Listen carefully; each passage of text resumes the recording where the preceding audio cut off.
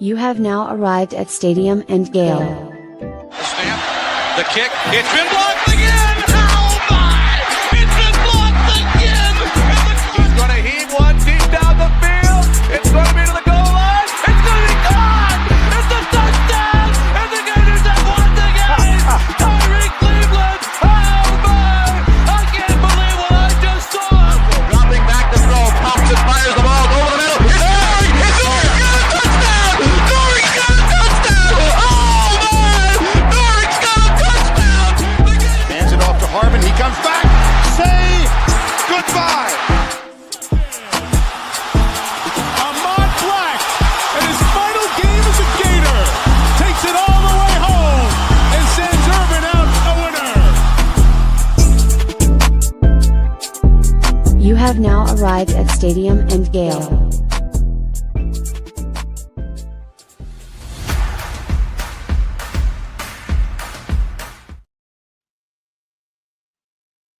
Oh, boys and girls, ladies and gents, welcome to another episode of Stadium and Gale.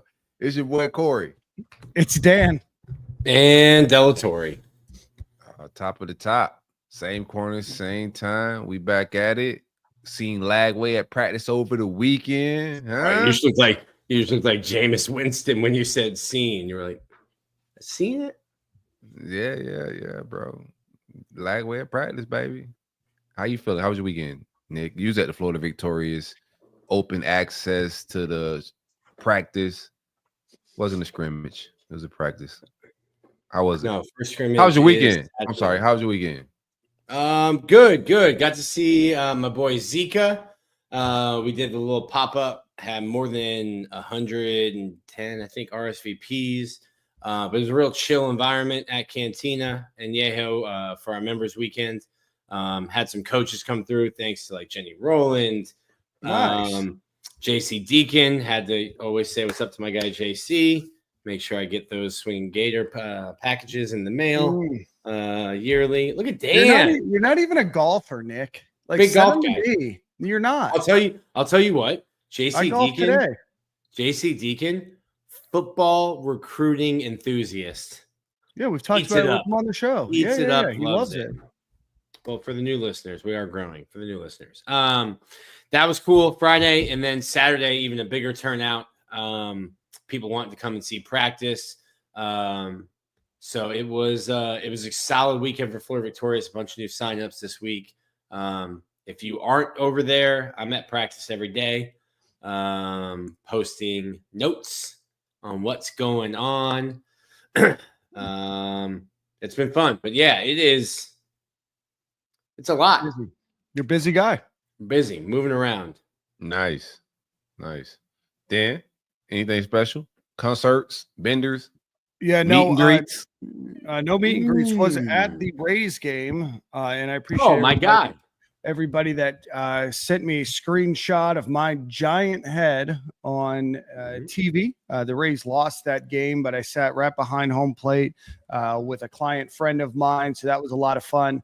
To be there, that's the first time I've ever sat directly first row behind home plate. So thank you to all the listeners that let me know and reminded me that I do indeed have a large noggin. Not breaking news, but I do appreciate the constant reminders that I have a big head. But no, that was fun. And then Saturday, spent some time in St. Pete visiting with some friends. And then yesterday was just kind of a low-key day. Did get to play golf today, got rained on, which happened right after I got a birdie. So I think that's why I didn't break 80 this time. But I think you missed your putt for 79. No, I didn't. I shot in 85 or an 86. Nothing to write home about, but new course down in Lakewood Ranch, Calusa. If you live in the greater Tampa Bay area, definitely go check it out. But otherwise, pretty low key weekend outside of that baseball game. I ran into Velo for a minute, which was fun to see him. He was in town for the Chris Brown concert. Ultimately a great weekend and good to be back on the airways with you guys. Country clubs and front row seats. Quite a weekend. Just a quiet weekend. Just another traditional. A quiet weekend. You know, I almost nothing went out of to the the ordinary. Breezy Bowl. Shout out to Velo for going to the Breezy Bowl. It's just too hot out there, bro. Like you got to catch. I need AC, man. This is not the same sun I grew up in, bro. I don't know what's going on outside, man. But I didn't do a whole lot. My weekend's boring compared to you guys. What's up? You hit Velo up? Yeah, I know. I've known he's a Chris Brown guy. I hit him up and I was like, is that Chris Brown? He said, just sent back a goat emoji. And I was like, maybe if he didn't really love hitting women. And he hit me with that was 15 years ago. It happened in Tampa. It's happened right over there where my People have fingers moved pointing. on. I ain't gonna lie to you, Nick. People I haven't moved on. I haven't moved on. You can't hit Riri and have me move on. I think Riri may have hit him first. Not saying it was right. It was just a mutual fight. Is what it was. It may have been mutual. You know, nothing's justified, but kid makes great music. And I went to his show like last year. You know, front row with my daughter. I ain't gonna lie to you. You know, and the one thing about him, they're friends music, now. Like Rihanna's forgiving the guy, and then the fans don't. I need right? yeah. She's forgiving him. I can forgive him. Yeah. And when he comes out with music, it's like, hey, by the way, here's a 49-track CD. Enjoy it. Yeah, it's too much. It's that album was definitely overwhelming, but I think he is, man. I mean, that Rihanna killed his legacy, you know, and what he could have been. Like his trajectory was like on some Michael Jackson type stuff. Nobody's gonna be Mike, but I think he would have been the closest thing to it. But that incident was wild, tragic. Chris would have tried to beat him. Oh, jeez, Nick, can't do that. I thought Bruno Mars was on that trajectory. I think Bruno Mars kind of can still be. He just doesn't put out enough music too. I think Bruno's in his bag, just gambling in Las Vegas, racking up massive gambling debts and just performing there. But I thought that Bruno Mars would be the Michael Jackson of our generation. Bruno's fire, bro. I rocks with Bruno. Good vibes, man. All right, let's move on from Chris, man. We're gonna get me canceled. Yeah, we don't need to alienate the viewers. This is we do not condone assault on this podcast. Speaking could you imagine Dan Benders if he was getting the Vegas residency bag that like Bruno is getting or that the magicians get? They're getting like 40 million in a penthouse. Don't give me any ideas, Nick. Don't give me any ideas. I want to see how those Vegas stadium and Gale to the Resorts World. Oh, I could see us. You gotta do a Tiesto pool party during the day, the boys podcast in the early evening. Get our table for Zed at night, and then do it every day. I can't do all that. Bro, show's canceled. Never mind. We're canceled. Show's canceled. Halfway into the show. I'll let Resorts World. We're not interested. For 40 million, I could do it. I could do the party. I could do, you know, whatever on the strip down, except for like wild things. But for $40 million, I get my Bruno Mars on in Vegas for sure. But we're not there just yet. We do want to shout out everybody that's watching. Already got a couple hundred in by now. We'll probably get a couple thousand before the show ends. We got a lot to talk about today. If you're watching on YouTube, hit the like button, hit the subscribe button. It helps us. Shout out to North Florida Cowboy, just became a member and gave a super chat donation. So shout out to you. He wanted to play the song Goat Talk by Big Walk Dog. Not sure who Big Walk Dog is. I might be putting myself out there, but we'll listen to it. Shout out to everybody in the comments. We really appreciate you. Of course, Space Mountain shouting me out, and then Brandon Connell's here. So got a lot of great people. Spencer's here. So we appreciate everybody for watching. How's 25 doing with the Jags? He's doing well, man. He's up there for the summer and early fall, just getting an opportunity to intern with the coaching staff up there. So he'll be back during the season, but this is a once in a lifetime opportunity for Jordan as he gets his feet wet and hopefully gets himself a coaching opportunity in the next few weeks, months, years, whatever it might be. We're rooting Jordan on though, but he will be back for sure, but he's enjoying his time up there. For sure. Want to shout out Brunt Insurance, and then we'll get on with the program here. One time for the great folks at Brunt Insurance and Financial Services, man. Anything you need insured, from the Panhandle to the Keys, my man Greg could take care of you. Homes, autos, life insurance. If you have a motorcycle, RV, trailer, ATVs, anything that has wheels, my man Greg can take care of you, but most importantly, your life. And it's also just a reminder, it is hurricane season. You might be a little late to the calls if you don't have insurance, flood insurance. Make sure you're equipped in every capacity, man, during hurricane season. You don't want a storm to hit, your roof blow off, and then you find out you don't have flood insurance, etc. Hit my man Greg up. It's free. 954-589-2204 or visit bruntinsurance.com. The best of the best, great customer service. You could get an actual person on the phone, not a call center in India, not a bot. You can get somebody at Greg's office. 954-589-2204. Big coverage, big policies. Greg, what it do, baby? There's a hurricane, maybe something brewing out there, a long really? way away, and the ocean is big, right? A lot could happen, but there's a meteorologist named Dennis Phillips here in town who I am a big stan of, and he said, "Don't worry, but just keep your eyes on it." So this is a good time to keep your eye on your insurance policy as well. So go visit Greg. We got a great show today. We're going to talk a little bit about fall practice. Nick, we're going to tap you in for that. We're going to bring On3 writer and a friend of the show, Andy Staples, on. And then we're going to end the show doing our position breakdown group, where we're going to talk about the linebacking group, which I know we're all very, very excited about. Also want to thank Shaw Automatic for your super chat donation. I really appreciate you for doing so. All right, Nick, practice started last week, and then there was an open practice scrimmage-like thing for Florida Victorious members, not a scrimmage-like thing, just a practice.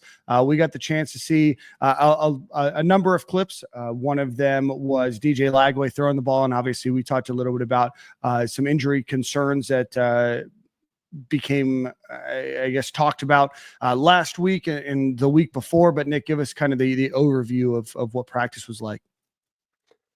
Yeah, it's interesting because this is it's my 12th year, so 11 years. I've only gotten those 15-ish minutes that the media gets. I've been to every practice that they've had this spring. So Saturday was just another one.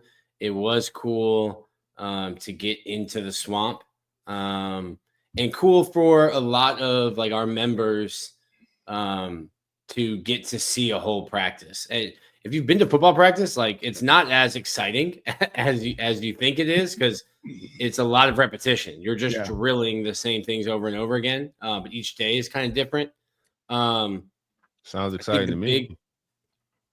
I think the big thing is, would you want to watch FIU practice? No, I'm a Or is Gator it- fan. I don't know who you're Don't asking. do that. Yeah. Yeah, like nobody. There is no FIU fans. It's just parents that cheer for that and students. Yeah. It's no I real picked FIU fans. because that's where your daughter goes.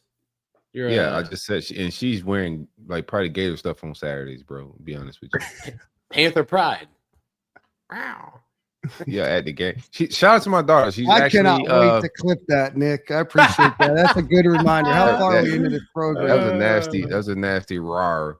Shout out to my daughter. She got a gig working in the recruiting office down there, man, which is pretty dope. Down at FIU. Shout out to my homie KD Fletcher, the recruiting advisor. She's from the crib. Is she going to be like a host, or is she working in kind of administrative role, both game I day think and? She hasn't even really figured out her role yet. I think I think she goes back a week earlier than she's supposed to go back. So she's going back Sunday, and then she'll figure out her role. I know she's going to be working with the recruiting, and also she's in the sports science world, so she's going to be working with the athletic team. She'll be working with both sides. Correct. That's dope. So she got hooked That's up. awesome. So Following in her Uncle Dan's footsteps. Her Uncle Dan. I hope she's not doing benders though. I got to keep off the bender roll, man. she's about to be a noted safety on the IM flag football team. That's right. And then in the recruiting office. 70% of the world is covered by water, the other 30% by Raven Knolls. Anyway, Nick, back to practice here. Anyway, it's good. Podcast, Nick. I think a lot of what I get to see when I'm there longer is kind of just how guys are progressing, how guys are being used differently. I can't talk about like different formations, packages, stuff like that, but definitely. But you can talk. You can do a cheek check, right? You can't talk about their package. The packages. Sorry, but you didn't talk about their cheeks. But play calling packages. My apologies. Thank you, Dan. Somebody asked about a meet and greet earlier. My mind was in a different spot. We're getting demonetized. It's a family show, man. I don't know what's going on. Getting to see really the depth chart and where guys, where there can be some mobility. Like if we go back, someone mentioned Aiden Warner. Like at this time last year, Aiden Warner was like 4th string, and then beat out Clay Millen to be the 3rd string, and then all of a sudden, injuries to Graham, injuries to DJ, you're starting. Kind of seeing how with DJ being limited, how Harrison and Aiden are kind of going back and forth. But then also getting to see like some of these young guys starting to, you always talk about when does the light switch flip. It might take a guy a week. It might take a guy 2 years to kind of like get it and the game starts slowing down, especially some of these wide receivers. Talked about Dallas Wilson a lot, but I want to bring up, I don't think I've mentioned Nashawn Montgomery a ton. Talk to him. Okay. Somebody talked about him on the show, but not you. He doesn't wear gloves during practice, and I noticed that. All-American. And he was like getting on the guys, trying to pressure the other receivers to practice without their receiver gloves on. And I asked him after, because the kid doesn't drop anything. Catches the ball with his fingers, not even with his hands, catches it away from his body, catches it with his fingers. Just if it hits his hands, it's coming in. Use your hands, whether it's high or it's low. So I asked him, like, hey, bullets. I said, do you wear them in the game? He said, sometimes, but not really. And he goes, I definitely like to practice without them because it's harder to catch. He said the gloves are like cheating. I go, yeah, but you're allowed. So it's like legal cheating. But I've been super impressed with him. In terms of a receiver, he listens to the assignment. Whatever the name of the position is to receive, he doesn't drop anything. I don't know if I've seen him drop a single pass this camp. He had some great catches today. I think I agree with Billy, and I don't know if this is like a wild take because I think everyone or the consensus in Gator Nation is that this is the most talented team that Florida has. So much of it in terms of wins and losses on Saturdays is going to ride on DJ Lagway's health and what can he do and how available he is. Watching him throw on Saturday looked fine. I think it's just the calf, and you're trying to manage that and be super cautious with that. I think if you're watching the NBA Finals, what's his name? That guy from the Pacers. Reggie Miller. No. Lance Stevenson. No, it's there. Larry Bird. Yeah, how he dealt with a calf injury, and people were like, people were getting on him, being like, it's just a calf. Why is he doing this? Why is he acting like this? He's missing games. He's missing time. And then all of a sudden his Achilles pops. And that's the worry with the calf, is that you have a calf strain. All of a sudden you're putting more pressure on your Achilles, and a calf strain, which you can get off of it, rest it, and it gets better, or try to push through it and you hurt your Achilles and now you're out for the year. So I think they're just being super cautious with him. Because to me, and I think it's a symptom of the transfer portal. Like outside of Texas last year, who loses their QB1 and like has an Arch Manning waiting? Yeah. Like there's just, you don't get that. There's so many quarterbacks. Every time a portal opens, everyone's number 2 dips and goes. Right. Yeah. I will say this, Deshaun Purdy, my guy, bag fumbled. I don't know what's going on. I think he's at Wake Forest, maybe. I don't know where he went. Great fine institution. He would be QB2 on this team right now. And yeah, he's QB1 there. No, but he knew that. He knew he was QB2. He just didn't. Yeah, no, I mean, yeah, I think you have a finite amount of time to play, and Deshaun Purdy can go to Wake Forest, start. And if he has a good year, he can transfer to a top program. He wasn't going to probably get that opportunity at Florida, barring a health issue, which of course we don't talk about on the show. I'm not allowed anymore.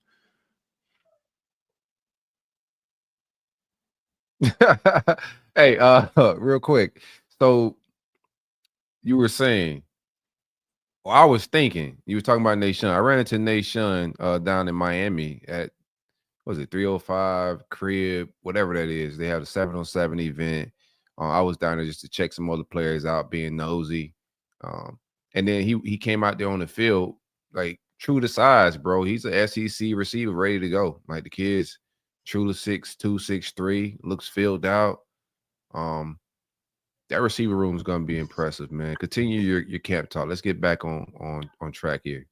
Yeah, I mean, I think you just have an issue of, you have so many new guys that are going to be trying to get an opportunity, and you only have one football, and how do you work those guys in, right? You have VB3, Dallas Wilson, Nashon Montgomery, who I'm a big fan of. Well, I'm a fan of all three, obviously. You have them, and then you have your starters, and then you have Take Hawkins. You just have a lot. So I'm excited that room is going to compete, and I think that there's a huge opportunity for any of these freshmen, to potentially step up. I'm really curious to see how it starts at the beginning of the year to where it ends at the end of the year, because I do think that there could be a lot of changes, and I don't think those freshmen are looking to sit the bench. Yeah. Hello. To me, it's you have a ton of guys there. I think right now it's fall camp, but I think they're all really unselfish. They do a really good job of celebrating each other's victories as I watch in practice. I'll tell you what, Taylor Spirito is like a fan favorite in the locker room. Watch, my guy has got a handshake with everybody on the offense. That's what I like to hear. That means he's got some extra time on his hands. Yeah, I like to hear. It's been good to watch the offense. I think the left side of the offense, specifically in like run blocking, like I think you have like 3 road graders over there run blocking with Barber, Harris, and obviously the All-American Slaughter.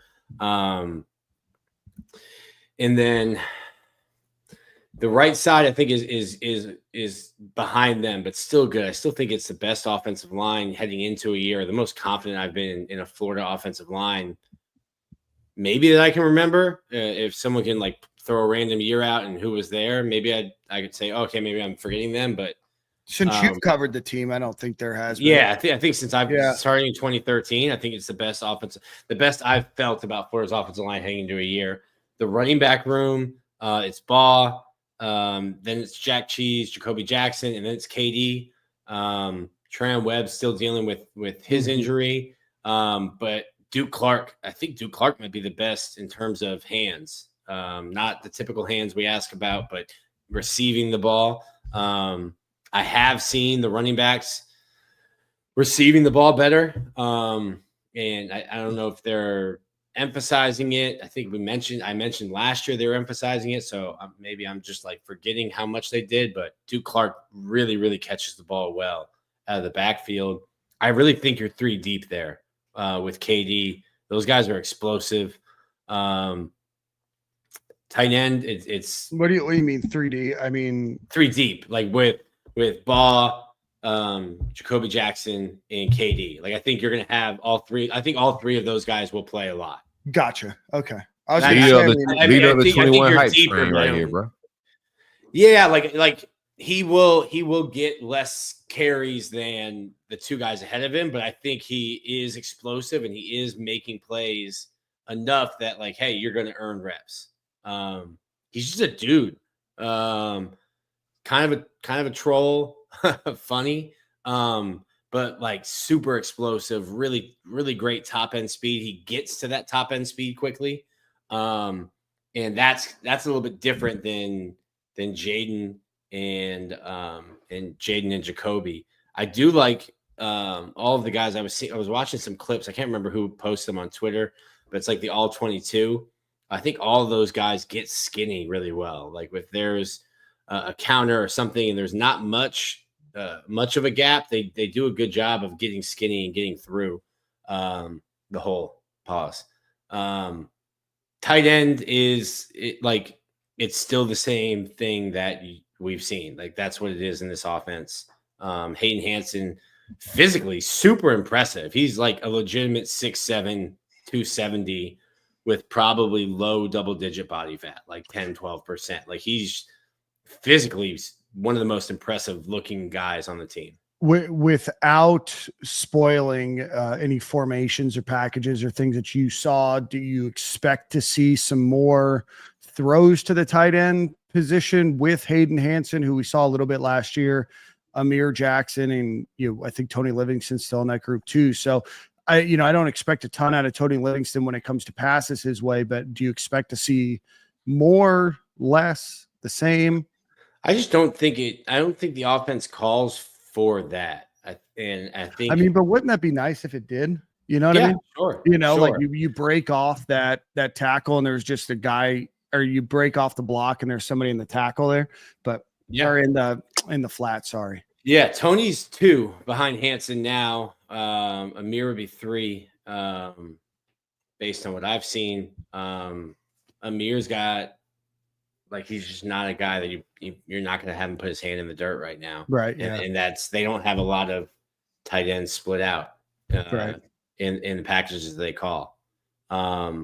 That's not just gotten it's the whole offense, right? I mean, you could go back to San Francisco. I mean, not San Francisco, the Dolphins. A lot of these teams that use that similar type of offense. The 49ers are a little different because they have George Kittle, and if I had George Kittle, I would try to figure out ways to use him too. But a lot of George Kittle blocks his ass off. Yeah, well, right, but George Kittle's also a top 2 tight end in the NFL. Right. But I mean, to your point. Even the Niners are asking him to block way more than another team with a different offense would ask somebody as talented as George Kittle receiving offensively to do it. And it's a credit to him blocking. But I think I think it's those 2. And it's the offense is the same offense that we've seen. It just doesn't feature. It features a tight end a lot, but not as a pass receiver. Yeah, I'm very curious. The development of the tight ends is important to this offense, right? It's a very important position in this offense, and their continued maturation. It is for what they're asked to do, not as a featured pass catcher, but in terms of what they're asked to do, especially when players go in motion and sliding, and all of their role and responsibility relies very heavily on that being a highly executed role. From everything that I've read about that Mike McDaniel style, where Billy Napier pulls his ideas for offense in that kind of that West Coast style of offense there. But you're speaking about America's team, the Miami Dolphins? I sure am. Miami Dolphins. All right, we got Andy Staples waiting, so let's pause that discussion because I do want to hear about the defense after Andy joins the show. Before we bring him on, we do want to give a shout out to our friends over at Home Field Apparel. Go visit homefieldapparel.com. Use promo code Stadium and Gale. At checkout, you'll get 15% off of your order. 6 pages worth of Florida Gator stuff. Get yourself suited in some short sleeve shirts. It's going to be a hot beginning of the football season. So go get yourself maybe a white t-shirt, maybe get yourself a white tank top if that's your world that you live in. But go check them out, homefieldapparel.com, promo code Stadium and Gale. If you are not purchasing something for a Florida Gator fan in your life, but maybe they went to, I don't know, about 125 different schools that are out there, they are on there as well. So that promo code, you work across the site, homefieldapparel.com, promo code Stadium and Gale. And with that, we bring on a friend of the program, I think our most featured guest that we've ever had, Andy Staples. Andy, it is an absolute pleasure to have you back. Gentlemen, I am pleased. I saw the clip of Stephen Harris talking about the birthday cake. Yeah. Which is one of the funniest. Just remembering the dynamics of that 2006 team and how important like Stephen Harris and Joe Cohen and those guys were. And they're bringing a birthday. If you haven't seen it, everybody, if it's a Flow Factory episode, it's amazing. So that's hilarious. Tim Tebow and Stephen Harris have the same birthday, so they was bringing out a cake. It's Stephen Harris senior year, fifth year senior. Tebow's a freshman. They're bringing out a cake. He thinks the cake is for him, and then it's actually for Tebow. Whole team erupts because it's for Tebow, and he just felt left out. It was pretty funny. Y'all go check that out. What's up, Andy? How's it going, man? I'm here. I'm here. It's been a day. So That's what I heard. Yeah, I was supposed to join you guys late because we were. I was gonna have to pick my son up for football practice. I got the phone call no parent wants, where you see the head coach's number pop up when you know practice is going on, and it's like, what do we got here? And it is a concussion, so we're in the protocol. So gotta work through that. Guys, Season don't openers let you next down. week in the protocol. How creeped out are you of head injuries in football, dealing with your son? Because I deal with the same thing. I'm creeped out. Yeah, very, because I had him in a more barbaric time in the 90s when they're just like whatever, and I know exactly when I had concussions. Like you read up on it enough, you can pinpoint every moment you had something. So like I'm just glad because his offensive line coach handled it really well, noticed something was off, told the trainer was immediately, doing what he needed to do. They've already given us all the steps that need to be taken. And it was just, the head coach was super supportive. So because that was my biggest thing. Like he's been playing tackle football since middle school, and he's going to sophomore year of high school. And I wasn't going to let him play initially early. I was going to wait until he was in high school, because that was, I just wanted to know, how do you handle head injuries? I remember just grilling the coach about that before I let him play in 6th grade. And, because I've seen them at his school doing it for years. They do it right. So I'm glad.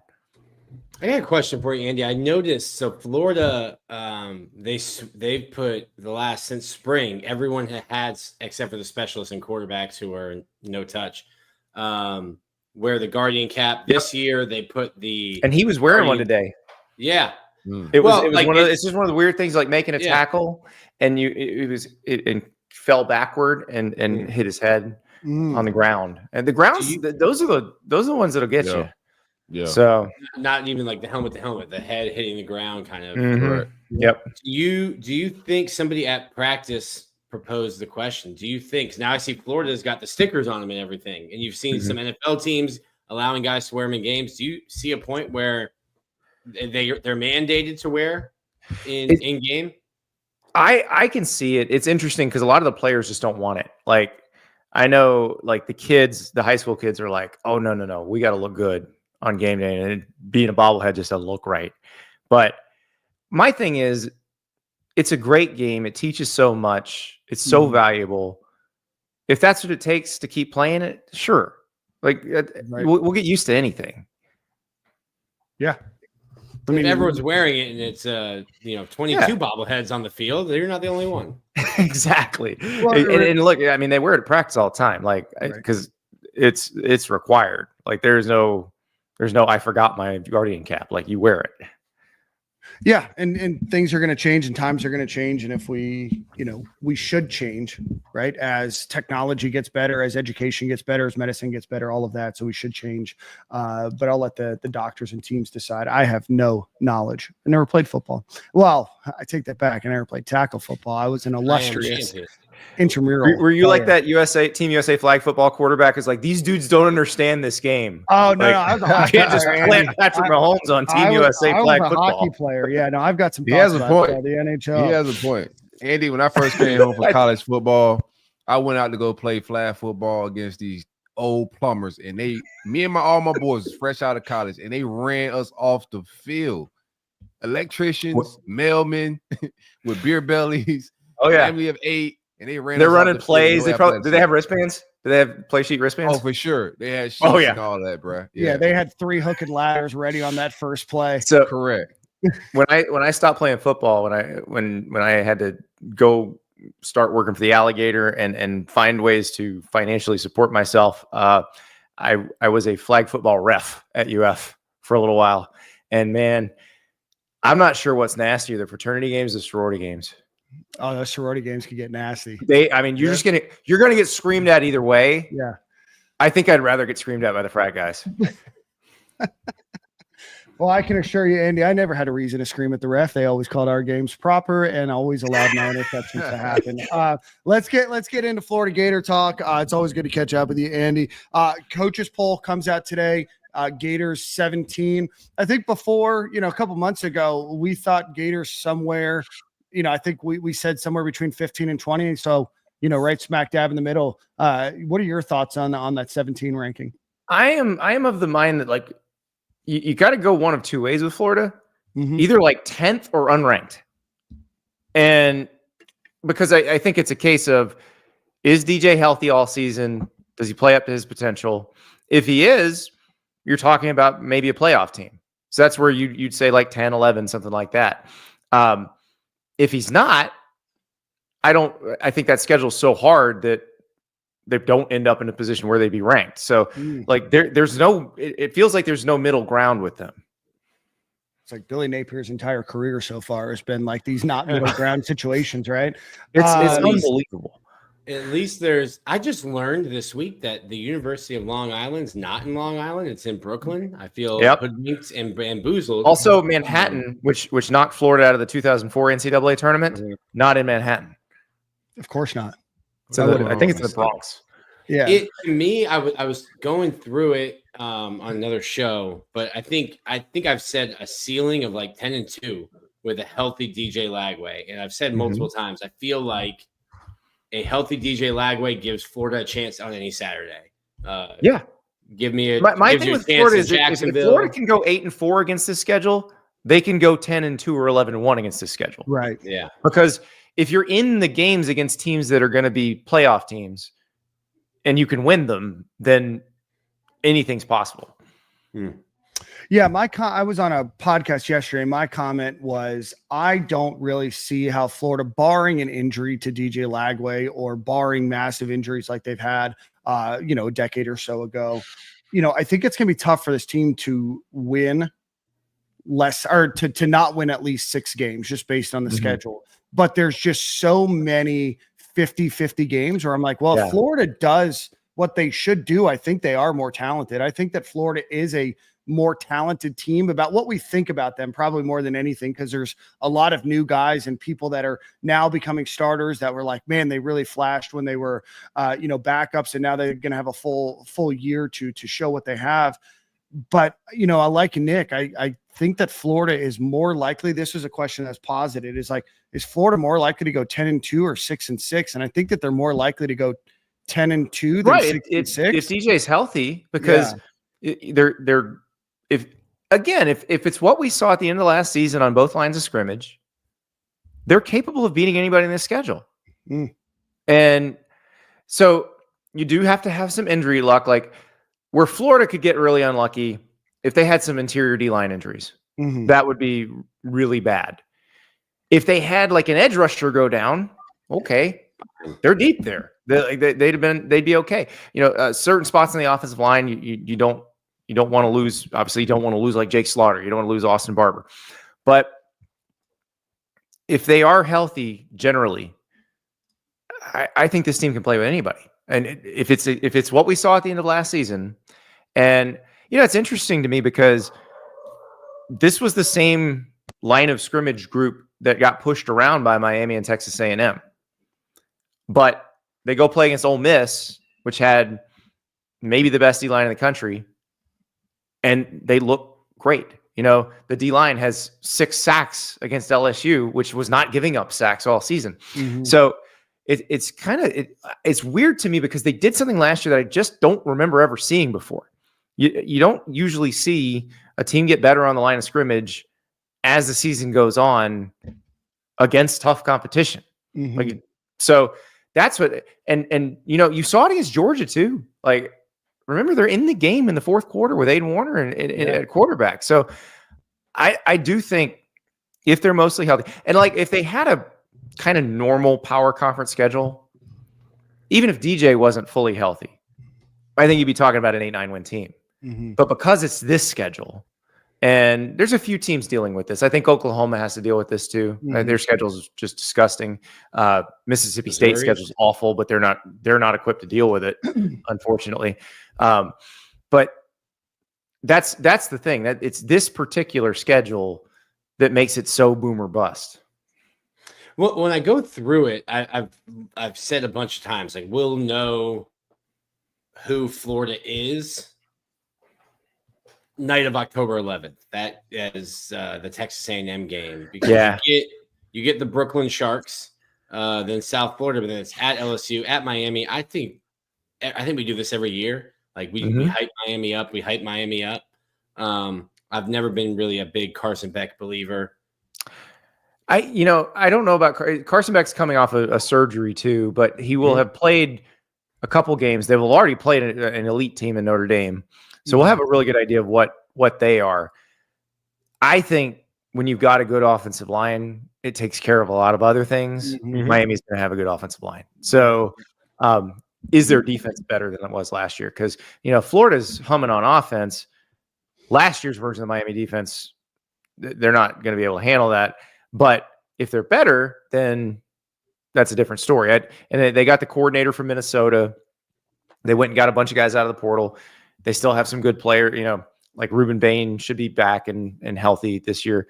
And Akeem Messidor's back. So they should be better on defense. But I think the LSU game's critical. That stretch of game. Yeah. LSU, Miami, Texas A&M. I think they got to go 2-2. Otherwise, it's a problem. The schedule is pretty front loaded, though. Like, obviously, Mississippi State is after that. Texas A&M, you get a bye week before Georgia, but then after that, it's Kentucky, Ole Miss, both road games, but Kentucky and Ole Miss, Tennessee, and then Florida State. I would not sleep on. Well, you got Georgia too, but I would not sleep on Ole Miss. I think Austin Simmons is gonna be really good. We saw a little bit last year. He obviously got thrown in a really stressful situation. The Georgia game looked awesome, but also just the way he handled being the backup and being around that team.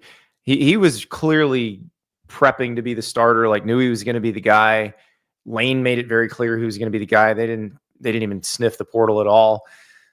I think he's going to be pretty good. So that's one. Like, I think if SEC teams are looking at Ole Miss and saying that's an auto win, I talked to some LSU fans about this the other day. I was like, do not assume you're just going to go up to Oxford and beat Ole Miss, right? Because it's not going to be easy.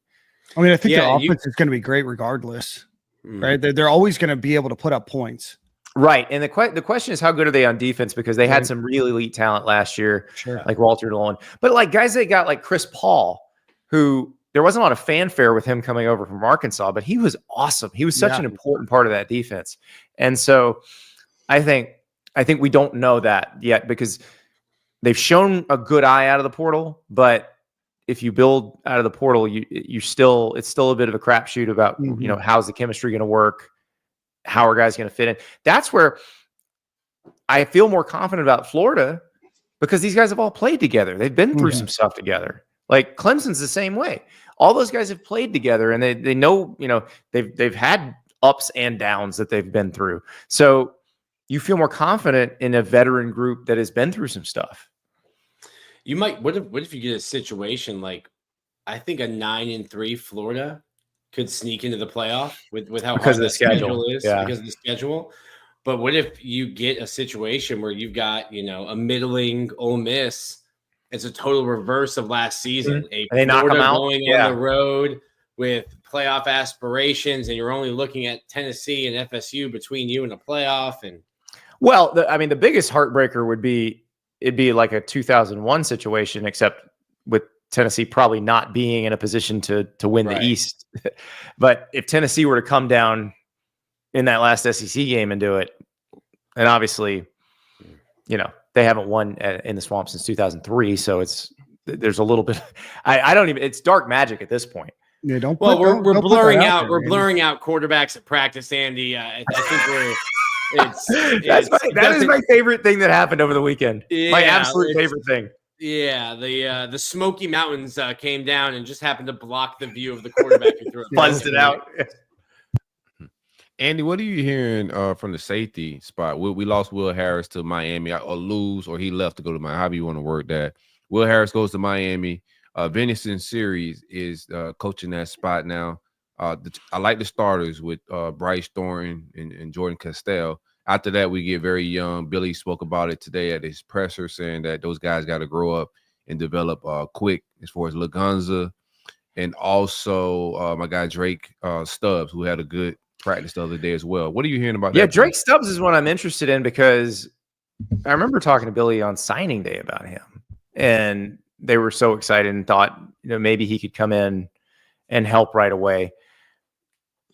It's one of those things where you've got a new position coach, but it's not a new defense. So you have older guys who can help if you've got to play a freshman in that spot.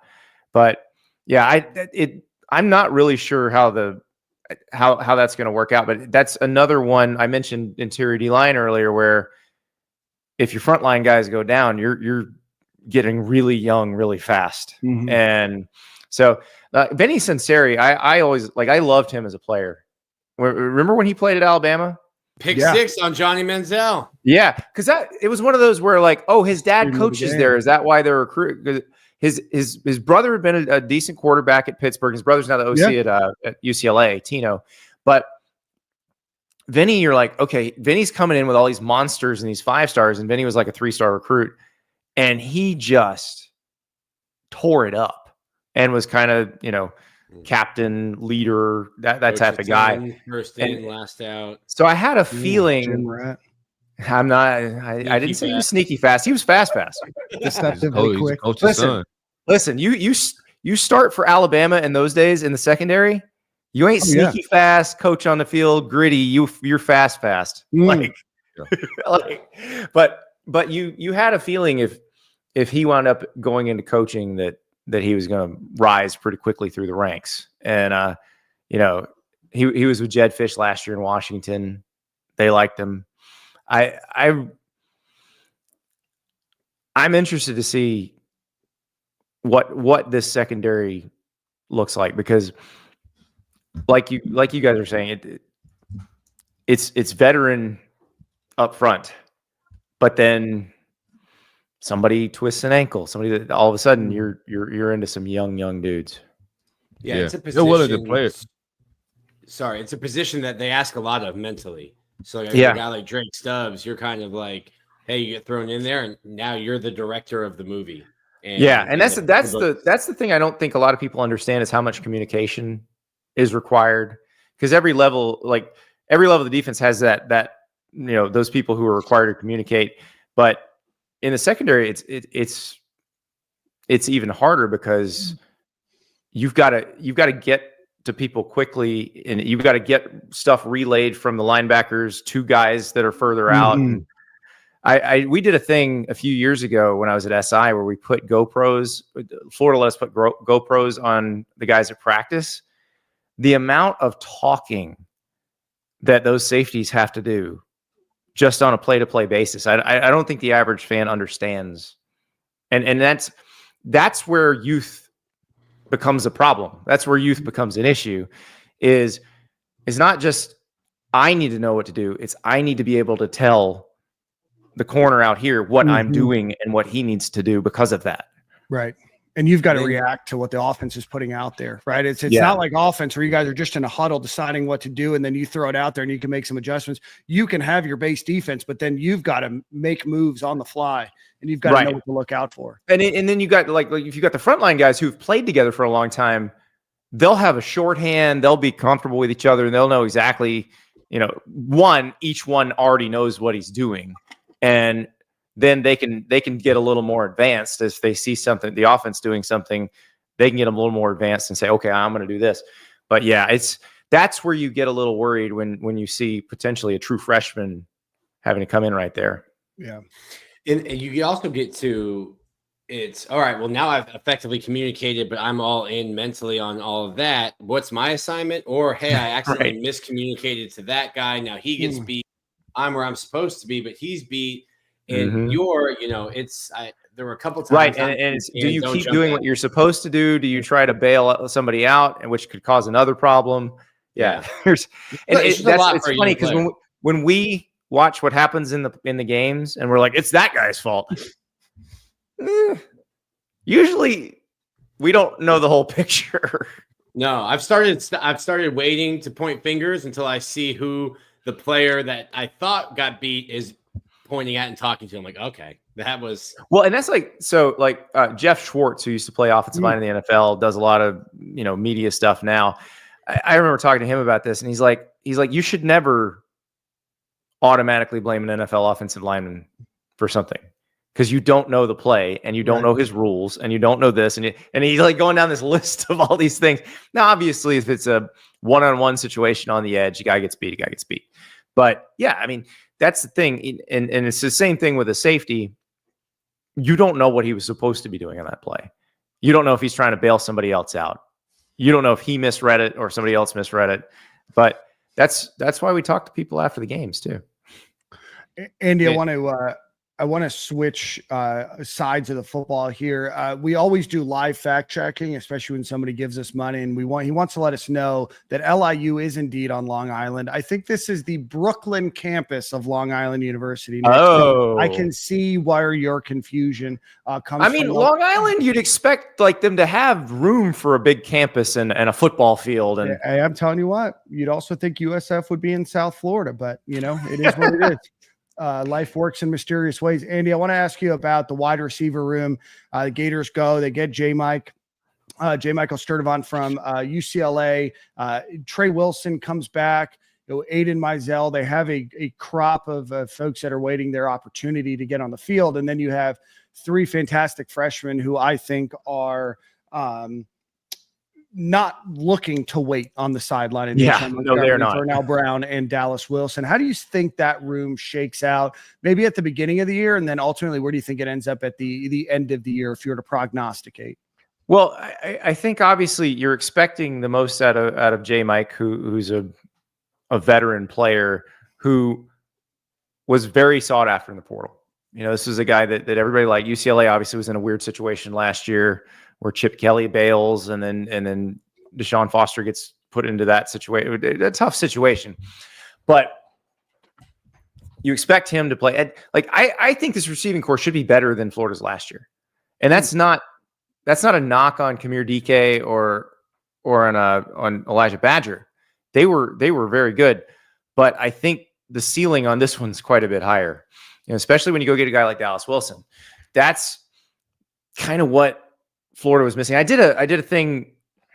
It was actually because of Dallas Wilson flipping, because it got me thinking about receivers and the really good ones and the freaky ones. Ricky Pearsall's kind of a unicorn, where he transferred and then became a first rounder. Jordan Addison was a weird situation because he wins the Biletnikoff, but his OC left, his receivers coach left, his quarterback is gone. And after spring, he's just like, I don't want to play with these guys. For the most part, though, really good elite receivers who go on to be first-round draft picks do not transfer. They stay where they are. In the NIL era, schools pay them to stay. They make sure they keep them, and they don't go anywhere. Jeremiah Smith, Ryan Williams. Like Ryan Wingo didn't get to do much at Texas last year, but I bet he's going to be real good this year. And they made sure they kept him. Cam Coleman at Auburn. You got to get those freaky guys with the high ceilings. And the only way to get them is to get them out of high school. And I realized Dallas Wilson had signed with Oregon, but he didn't actually end up going to Oregon. He came to Florida. So I look at him as a true freshman, class of 26 signee. And that's the kind of player you've got to have that really Florida hasn't had. Kyle Pitts was that as a tight end. Mm-hmm. Just a freaky, unguardable player. But they have not had that at the receiver position. You guys help me out. I'm trying to think. We were talking about that when we did our live show. I mean, I'm going to say Percy, but I'm not going to compare Dallas Wilson to Percy, because that's not fair. I went back to Andre Caldwell, and that was a long time ago. A highly sought after. Andre DeBose was that. Andre DeBose was that. It's just his career, got derailed by injuries, but he definitely was that when he was a freshman. He was 5-star out of Samford. He was the original next Percy Harvin. Yeah. I think, Antonio Callaway had some flashes, some, preseason hype about him, but again, a 4-star guy. I don't know. I mean, Demarcus Robinson was a 5-star guy, but you didn't expect him to come in and dominate right away. So I went back to Andre Caldwell. I could certainly be wrong, but that's about as far as I went back. Percy's not even. Percy was different, man. He's a different species. Yeah. So yeah, Bubba Caldwell's good. Chad Jackson was actually a big recruiting win. Yeah. But again, we are talking about 20 years ago, so It's been a long time. But this is the kind of guy, like a big, rangy, quick receiver. Like Florida just hadn't had that. The first time I saw Dallas Wilson up close, I was like, physically, this is what like a 4-star linebacker looks like. And then I saw him hit the ladders, and I saw him run routes, and I was like, oh, that's what a 5-star linebacker looks like. Like he's just different. And I spent some time before you got on crushing about Nashawn Montgomery, and I think VB3 is crazy shifty. He's shown great hands, but like Dallas Wilson just looks different. Right. And that's the thing. Like, we'll see if this year's freshman class looks like last year's class. Jeremiah Smith's in a universe all his own. Mm-hmm. But you had Jeremiah Smith, you had Ryan Williams flashed early, kind of tailed off at the end of the season, but I suspect he's going to be really good this year. Cam Coleman kind of figured it out at the end of last season, and they put Eric Singleton with him, which I think is really going to be helpful for him because he's not going to be just the focus of the defense anymore. And so maybe Dallas Wilson is that for Florida. And it's interesting because, we're got DeCorian Moore too. And I think this probably has a lot to do with why Dallas Wilson is in Florida, because I don't think you get 2 of those guys in a year. I don't think in the NIL era you can do that. I think that the wealth's going to get spread. With all these weapons we got at receiver, running backs, a lot of explosive, verified speed all over the field. You got a big arm with Lagway. What do you think this offense? How good can it be compared to like the rest of the country? Oh, I think it could be very good because DJ makes it explosive, and I think people criticized Billy Napier's offense because he does want to run more than he wants to throw.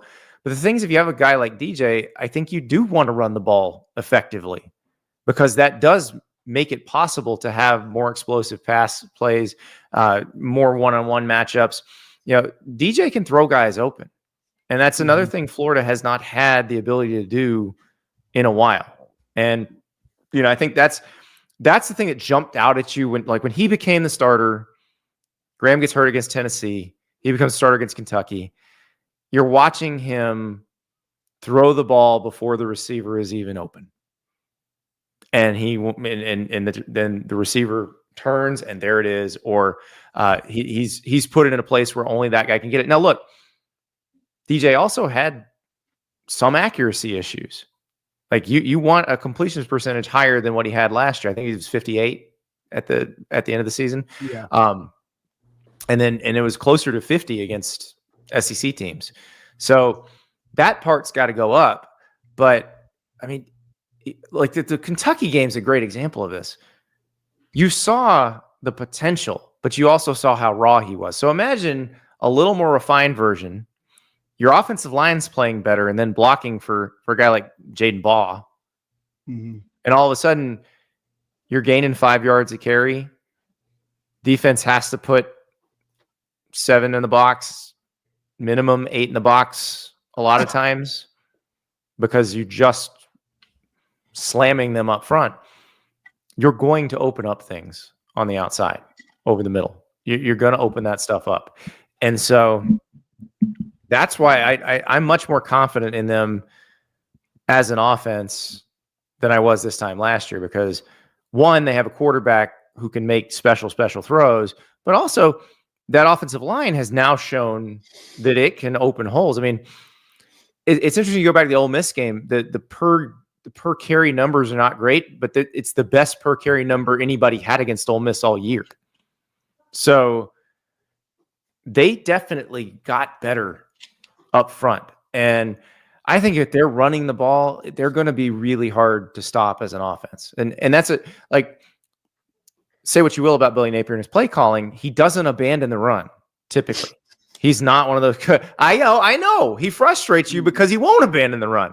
Be down 3 scores. He's still running the joint, man. If you want to see the run, but if you want to see the opposite of that, go to the LSU Florida game last year and look at what LSU did. Mm-hmm. Joe Sloan abandoned the run, and it's why Florida was teeing off on Garrett Nussmeier.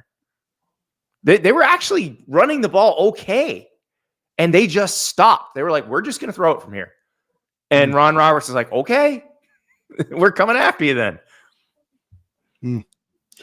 Andy, is this we were talking about this last week. Is this the most excited a Gator fan should be about the roster in maybe I mean, I think you look back to that COVID year, you didn't really know. I mean, I think you saw glimpses of Kyle Trask year before. You weren't exactly sure if it would be the same. And there was some excitement, certainly a lot of question marks on defense. But, we were trying to think, when was the last time a Gator fan was this excited about the actual roster? Play calling, coaching aside. You were always excited about the defense in the Muschamp era. Yeah. Because they were always loaded. Offense. Yeah. 2009? Yeah. Yeah, 2009, 2010. Because the 2012 team was really good. Yeah. But you didn't know what it was going to be offensively. Yeah. On that same frame, we were literally just talking about it. I started covering the team in 2013, and I said, I don't think I've ever been this confident about an offensive line, a Florida offensive line heading into the year. Yeah. Or a Florida defensive line. Mm-hmm. Yeah, I agree. I 100% agree. Going with back you, Ron to that, Roberts. now you saw some pretty good. In 2013, you were on the tail end of some pretty good ones. Mm-hmm. But yeah, I think what they were at the end of last season should excite people because they'd figured it out. And I'll go back to it because I like on signing day I went to interview Billy Napier in his office and I just apologized to him. I'm like, I'm sorry, I said some terrible things about you, and like Corey, you knew what you were doing. you were right. Don't apologize yet, Andy. Oh, I know. Listen. Oh, well, hold on. This all could go to shit real quick. But 3 a.m. Eastern, that Netflix is, documentary is coming out, which features a prominent role from Andy Staples. There might be more apologies coming. Who knows what he said? I know because I basically apologize in it. I've already seen that episode. I know what I say. I got to watch it. Yeah, it's really good. See, I think the Florida people didn't like it, but I think it makes Napier look great because it shows how he kind of weathered the storm and kept the team together when everything could have fallen apart. Yeah, man, they just don't like positive. They just don't like any sort of PR marketing. Well, it's a very weird. It's weird. To tell the story, Dan, you have to. There has to be conflict, and it's PR people never understand this. PR people don't understand that, like, you don't get the pathos at the end of the story. You don't get the resolution unless you have some conflict in the middle. Right. Yeah. I mean, it's how you write a novel, right? You got to have the rising action, the falling action. You got to have a climax in there. Yeah. Yeah. And in this case, Florida's season was a movie script. Like, it was bad. And they were going to fire him. Like, that's not us making that up. Like, they were. And then they figured it out. So, but the thing, like, and this is what I told Billy. I mean, I remember going to his prettiest, even like, I'm sorry, I mean to cut you off. It still wasn't the prettiest going down the stretch. Like, it's still like while we improved, like the Florida State game we won, but it was a little. It wasn't. Yeah, that wasn't pretty. The game was choppy, right? So it's still some, a lot to be desired there. Fits and starts, but I will say, like, what I told Billy is I remember going to his coach's show before the UCF game, and he's talking about. During the open date, they had the best practice he's seen in his career as a football coach. And I'm like, oh my God. This is the words on the epitaph. Like this is the violin on the Titanic. Mm-hmm. And then after the Ole Miss game, you're talking to players and they're like, yeah, we had this one practice in the open date before UCF. It was best practice ever. I'm like, oh, he wasn't bullshitting. Like that was real. And it was. So, but it's interesting because we talked to Dabo Sweeney on my show a few months ago, and he just made the point of like, I know what my team will be like when it faces adversity because most of this roster has faced adversity together. Mm-hmm. I don't know that a lot of coaches can say that. Yeah. Dabo can say it. Billy Napier can say it. I think Kirby Smart can say it. I think, Ryan Day can probably say it, although this is a lot of really young guys that he's got to put in new positions. But I think Steve Sarkisian can probably say it. But it's true. Most of these rosters have so much turnover that you don't know what you got year to year. I think Billy probably has a fairly good idea what he has. He mentioned it. I don't remember if it was SEC Media Days or Florida's Media Day right before fall camp, but he said, we put an emphasis on high school recruiting. Yes. And basically supplementing in the I portal believe, year to year. I believe there might be a nugget of that in the Netflix show too. So way to promote the show. They didn't even pay me. So man, it's just like this podcast, except we don't have billions of dollars in market share. Who doesn't? It was pretty funny. Like when I was, because I shot for it 3 times, and the first time I shot for it, I asked the guy, I was like, okay, so what am I supposed to wear? Let's a dress code. Do I have to wear a suit? Or he's like, no, it doesn't have to be a suit or anything. Just something you'd be comfortable with 50 million people seeing you. And I was like, oh, very good. So not like what I'd wear for my podcast. Okay. Got it. Love it. Andy, we've kept you on for a long time. You guys have any final questions before we let Andy run? And man, we always appreciate you coming on the show. No. Last one. Does DJ make it to New York if he's healthy entire season? I think there's a really good chance. I do. I think he's special. I was corrected. I was on a show, Carter Bryant, shout out to him, who he does an LSU centric show. He's really good.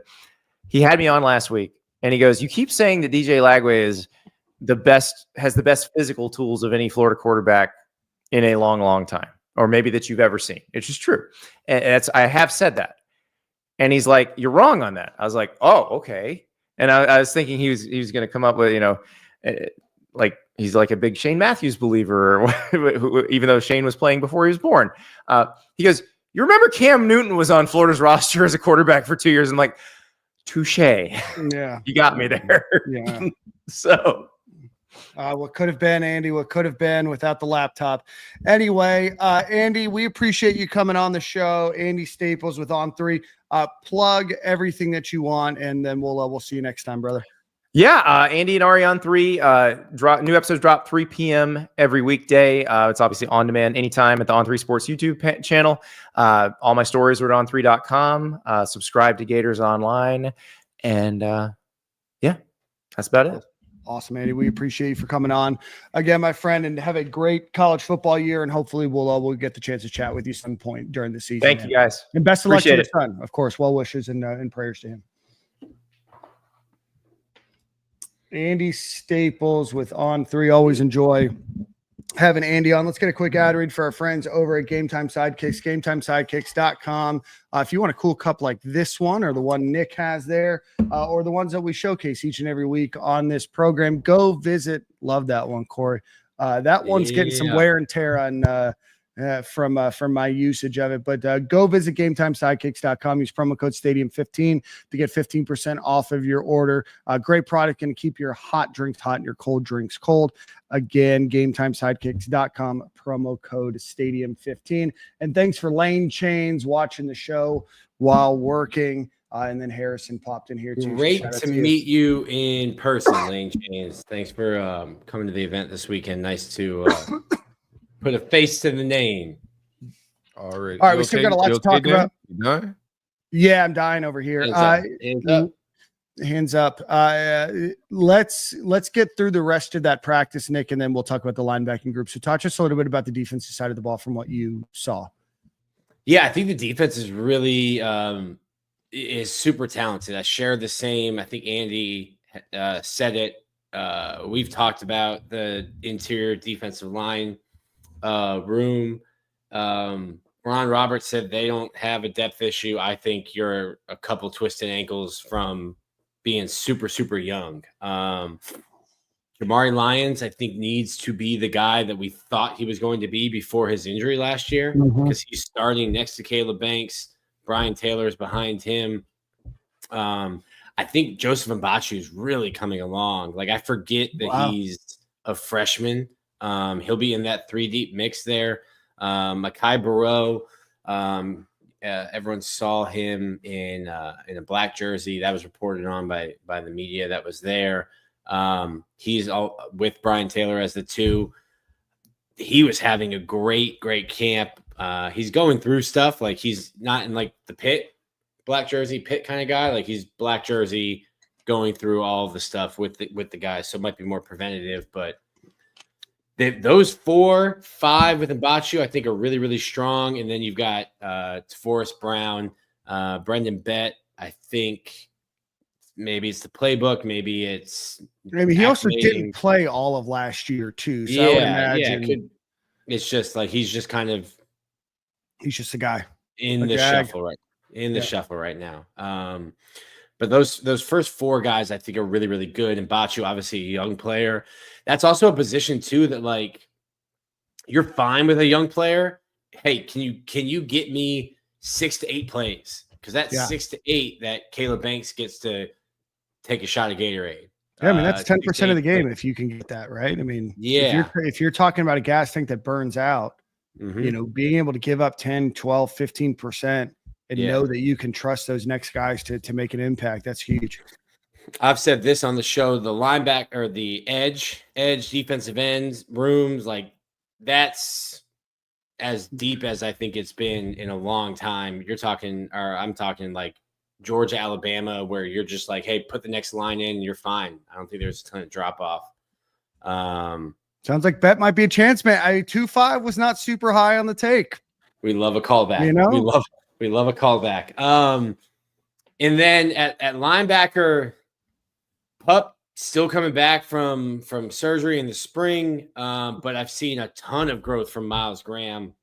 He, in my mind, is getting close to grabbing a Sharpie and putting his name in there as a starter. Jaden Robinson is stepping up behind them.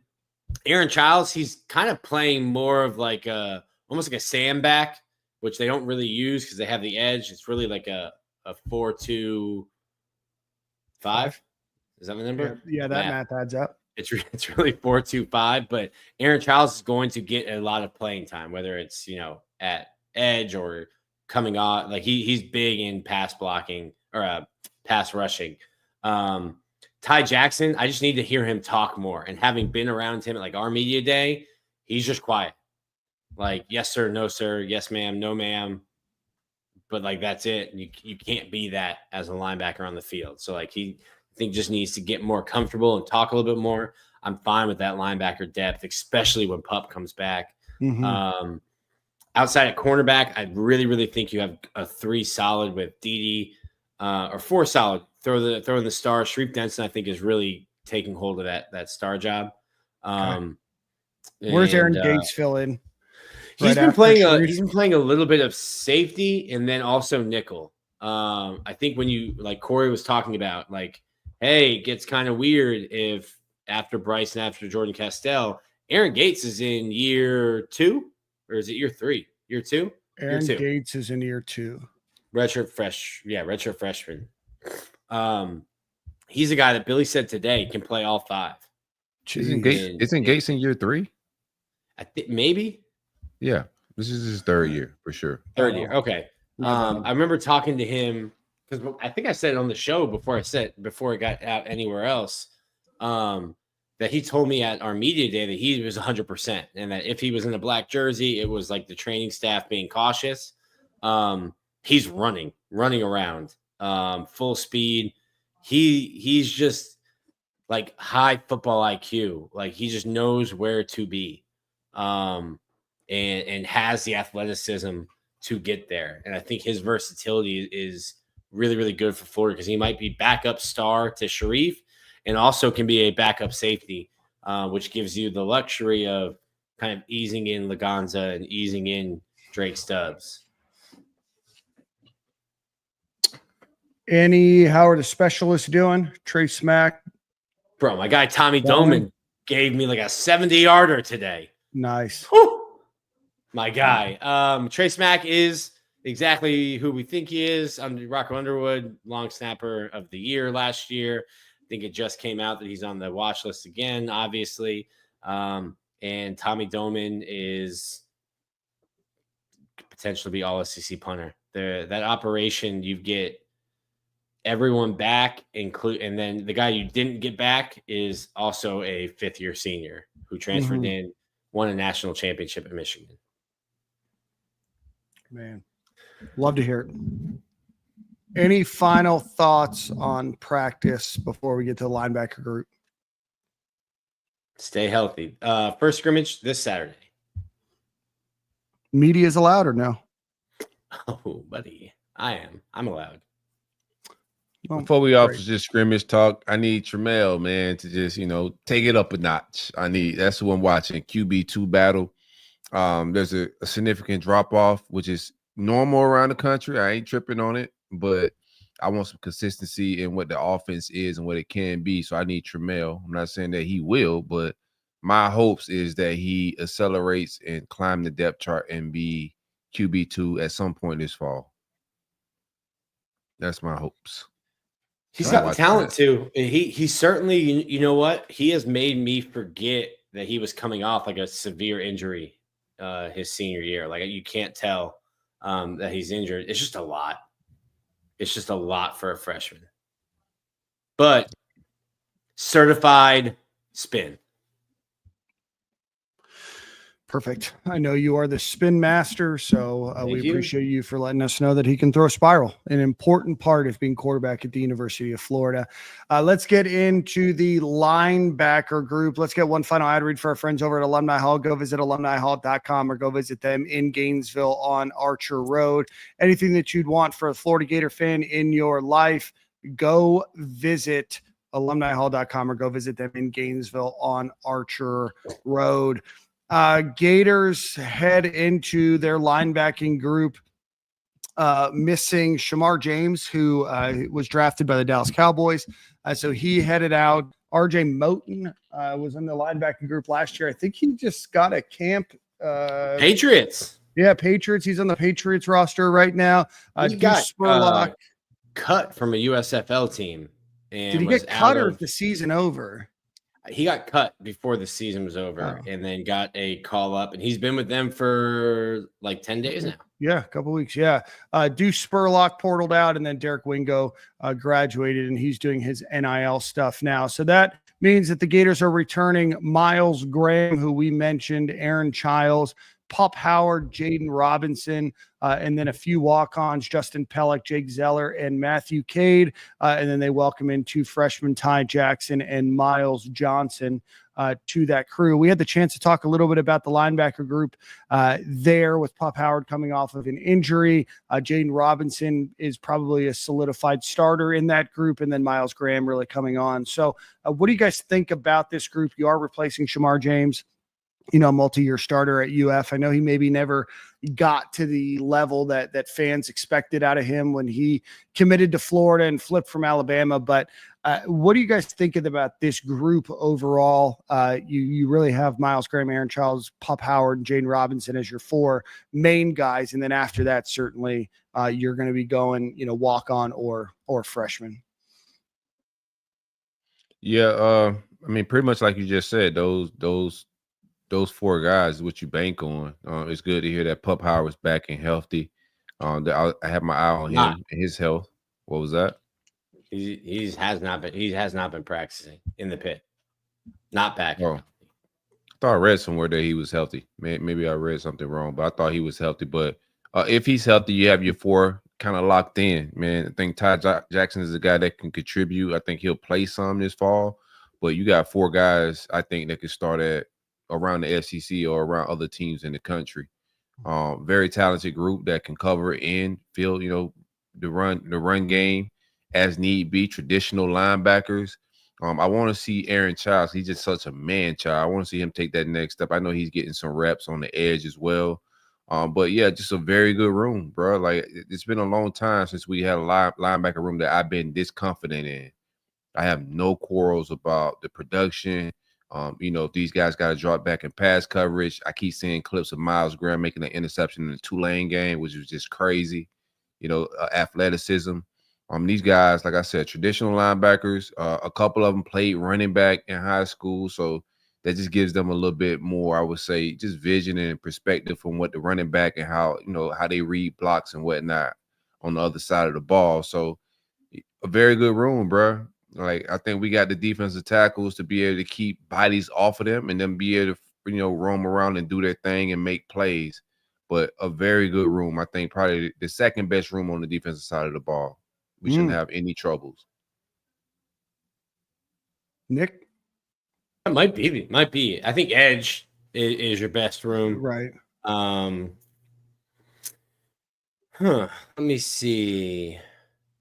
I think it will be interesting to me just based on how I've seen Aaron Childs being used. My guy is gigantic. The Silk Tyler Miles for Secretary of Strength and Conditioning of the United States of America. I'm on it. Yeah. Tyler Miles, 28, whatever the next cycle is. Guys look huge. Miles Graham looks huge. I think he plays super, super heady. Like, just knows where, like, exactly what you would want, like, a middle linebacker to be. Next to him, I think Jaden Robinson has stepped in, and it's almost kind of like, I don't know that outside of being hurt, I don't know that Pup Howard's done anything to lose his job, but like, he's been out a while, and Jaden Robinson's good enough to take it. So you have Jaden Robinson and Miles Graham? Yeah, in a 4-2-5?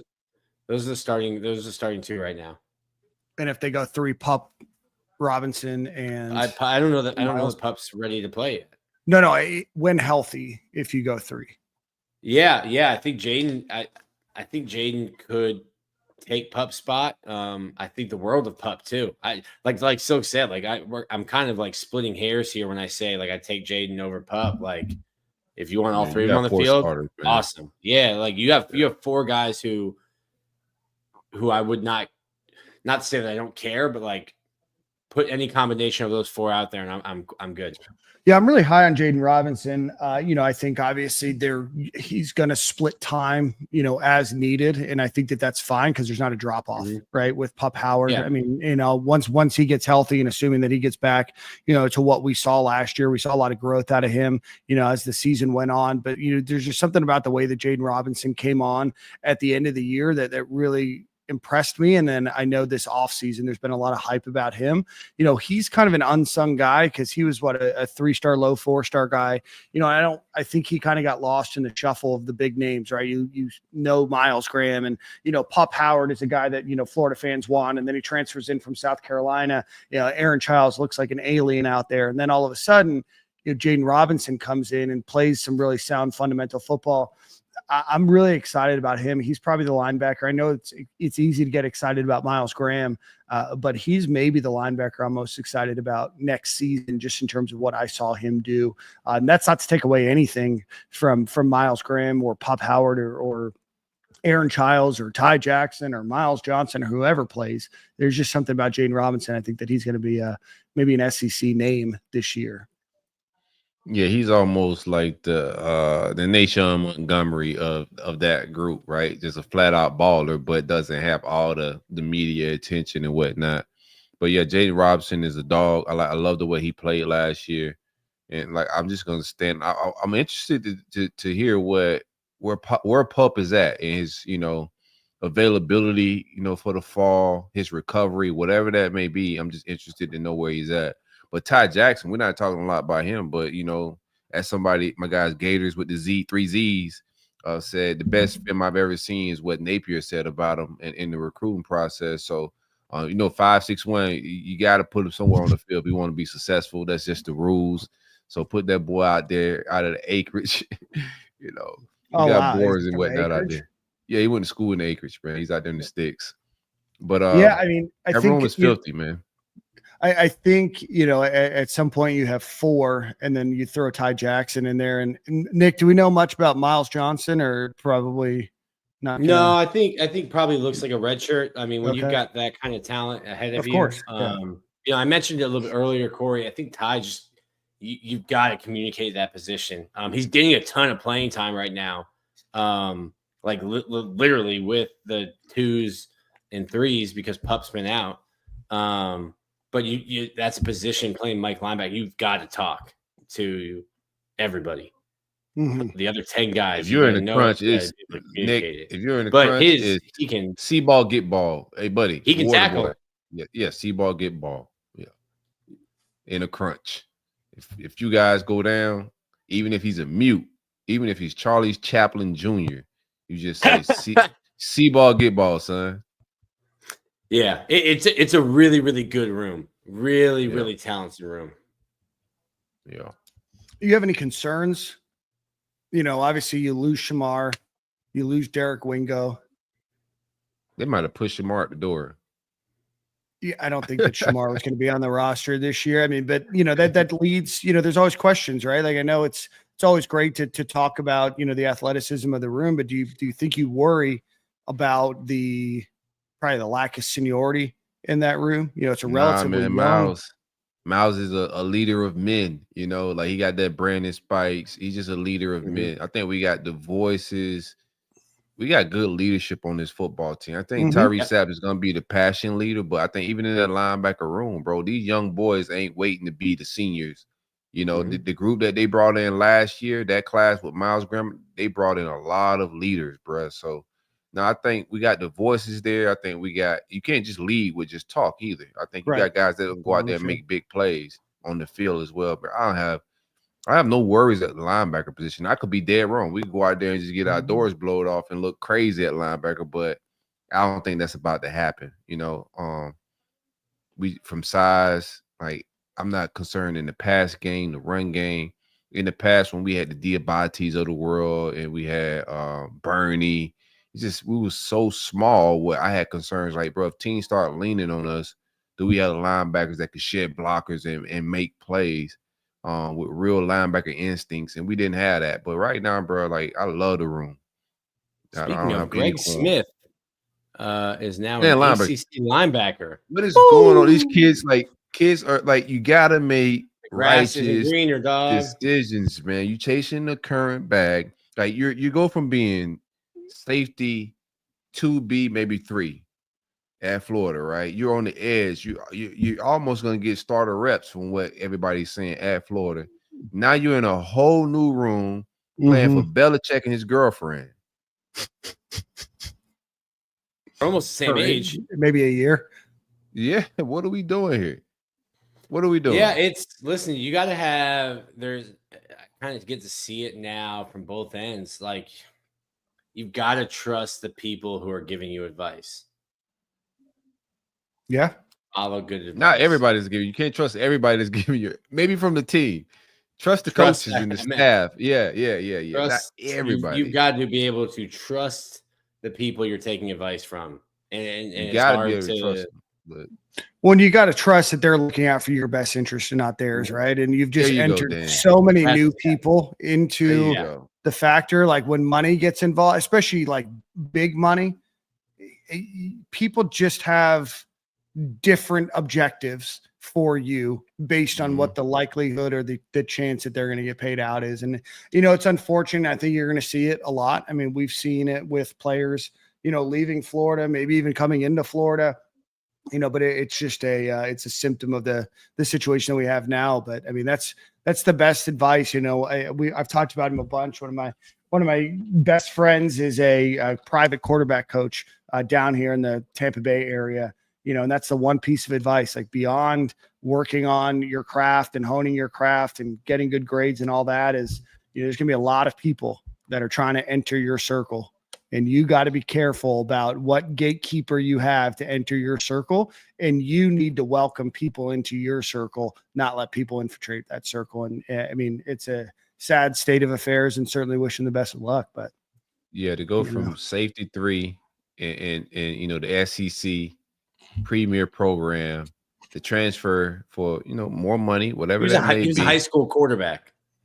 Yeah, I mean, he played some safety as well in high school. Like he played both ways. But like I was talking to somebody in recruiting about him, and they said it was between us and Toledo, and because Toledo wanted him to play quarterback, and that's how much he wanted to play quarterback. Was like, I might just go to Toledo so I can do that. And now you're an ACC linebacker. He's not even like a top like he's like linebacker 5 or 6 or something crazy. He's learning a new position, and I'm gonna tell you right now, bro, as a former DB, they're not you just can't make a linebacker. No, Like you just that's a position you gotta want to put your face in a lawnmower blade, bro. Like you don't just wake up a linebacker, bro. So And we just talked about good 4 luck. guys in Gainesville who love putting their face mask in somebody's chest. Correct. Yeah. That was a wild decision, man. I wish you would have made a better decision. We'll see how it all plays out. On so to you the guys are next. hyped. You guys are hyped about the linebacker group. I mean, that's kind of it. I mean, hour and a half here. Any final thoughts before we get out of here? What you guys think about Billy's presser today? Anything? Y'all liked anything? Disliked anything? Jaden Woods is making a lot of noise. He's running with the starters. I like that part of it. I've seen him get reps with the ones, like, and it's probably based on the formation, the package that they're using. But I've seen him get reps with the ones. Like Jaden Woods is going to play. He's going to play football. I haven't seen. I kind of put Wiggins and Woods together. They are both so intelligent and like so grown up. More of an adult than I am, and I'm literally double their age. It's a low bar. Yeah, very low. Yeah, it's as a compliment, but you get what I'm saying. But like, Jaden Woods is going to play significant time, like enough time to freshman All SEC kind of time. Like he's a freak, a freak. And when Billy says they don't make him like him, yes, athletically, yes, but off the field, like. Unbelievable person. Awesome. And you beat us to the media day. Whoa. I was there before him. He beat me. Okay. Yeah, no, I don't know if I've ever been more impressed. I mean, that's an exaggeration here, a bit of hyperbole, but he is amongst the most professional kids, young adults. And just his size, his stature, the way he carries his weight, and then you watch him play football. I just think that he's a guy that could be a perennial All-American in his career. I think that's a guy that is going to absolutely play on and start on Sundays. Best pass rusher since Dante Fowler. Write that down. Take a picture. I don't give up. You know the rest. I'll tell you this. It is more strange when because I'm at practice for the full time and then doing some stuff after. It is more strange and happens less that I don't see him with a coach or with Carlos Dunlap, who's been hanging around, working on stuff, whether it's footwork, whether it's pass rush moves, whether you working with Dunlap too? Yeah, write it down. Get a kid to brick. Get a kid to brick. That's it, bro. It's more strange to Dunlap. Look around after practice and not see him getting in extra work than it is to truly last guy off the field. He's just an exceptional work ethic. But listen, we've talked about that edge group being maybe the best group on defense, probably the best. It is the deepest and best room on defense. And this is a freshman, and he's earning starting snaps at times. I don't think he's going to be a starter, but that just doesn't happen in a group that's that deep. Yeah. Very often. Yeah. I mean, I'll be shocked if he's not getting double-digit snaps a game early on. I mean, that's a guy that, I expect to play the entire second half against the LIU Brooklyn Sharks. Yeah, bro. I'm in a blender about where LIU is located. It's often an occurrence, Nick. Absolute blender. Yeah, no, and I've got to correct myself too. I said that Deshaun Purdy was going to go start at Wake Forest, and Brandon Connell corrected me earlier. So we each have fact checks today. Silk is batting 1,000 with everything he says being actual factuals. Yeah, the less you say, the more you gotta you could be wrong. All right, guys, let's get out of here. Song of the week, I think, is me. I'm gonna listen to this song that was recommended earlier. Something about goats, goat talk. I'm gonna listen to it, and maybe we'll drop both. But I want to listen. I want to put Tyler Childers on a new album. Grenard was a good pass rusher, but I still stand by best pass rusher since Fowler on the way. I do like the Jonathan Grenard. He came in for 1 year and went crazy for us for sure. So Tyler Childers, I've been going a lot of house music recently. We're going to get back into our bag, Eastern Kentucky country music. Tyler Childers, song called Poachers, new album, great. That just came out a week and a half ago. So go check that out. Before you leave, hit the like, subscribe button. We appreciate everybody for watching each and every week. We will be back. We may have an announcement next week about what our fall schedule is going to be. So we're working out some details there. But ultimately, we appreciate you guys for watching each and every week. Appreciate Andy for coming on the show. And before you leave, make sure you hit your Apple Podcast app or Spotify, rank us 5 stars. All of that stuff helps us grow as we enter the fall season here. So we appreciate everybody for watching and tuning in, and we will see you guys next week.